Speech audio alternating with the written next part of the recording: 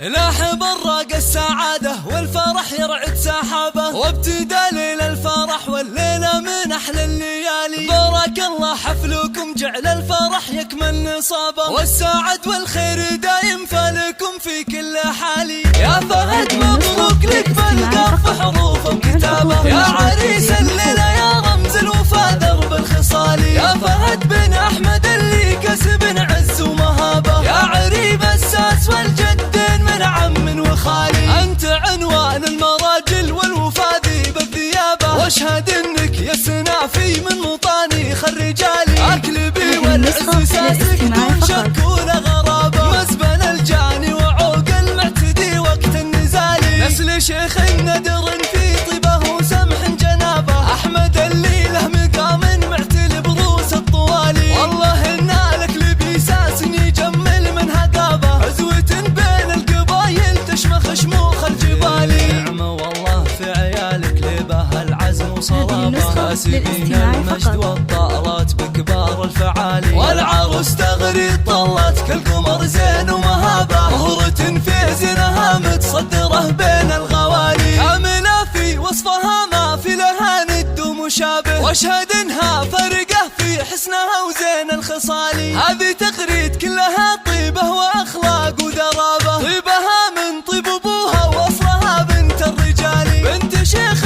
فتح للضيف والعانين بابه، وعلي راعى الفعول اللي تنومس كل غالي. بيع الغلبه يلي مجدهم كل حكابه، الرجال اهل الحميه والوفا واهل المعالي. لابت السبع عن مجد من قبل عصر صحابه، عزهم تشهد له سيوف صقيله ونبالي. نس بيع الغلبه يلي مجدهم كل حكابه، الرجال اهل الحميه والوفا واهل المعالي. الرجال اهل الحميه والوفا واهل المعالي.